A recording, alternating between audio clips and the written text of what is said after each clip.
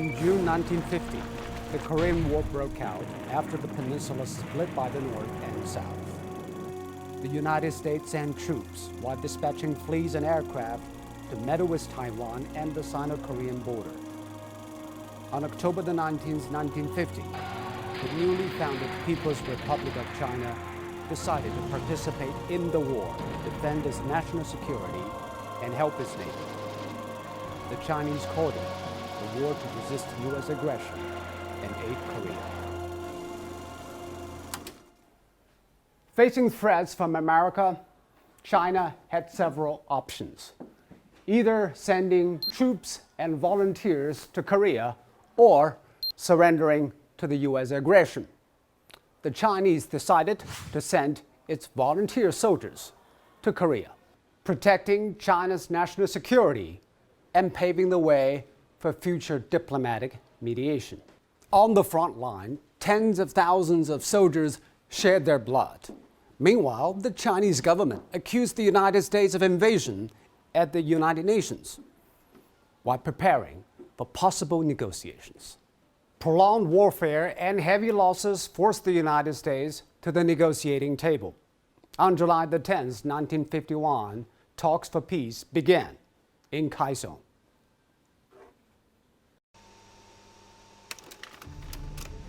Both Korean and Chinese delegations proposed to stop the military confrontations, define the 38th parallel as the separating line, set up the demilitarized zone, and return prisoners of war.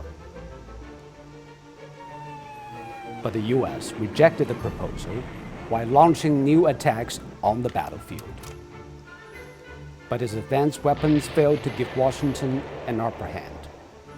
Eventually, after talks stalled and resumed for several rounds, the parties signed the Korean Armistice Agreement on July the 27th, 1953, ending 3 years of fighting. The Chinese safeguarded their national security and won international recognition. The war was also important to China's diplomacy. The government tried to solve conflict through negotiations and gain experience while doing so. But the war was also a painful experience for China. More than 180,000 Chinese soldiers were killed, with many more injured or missing. The war has escalated the confrontation between China and the United States and put a dent on China's social and economic development. After the Korean War, peace became the priority for China.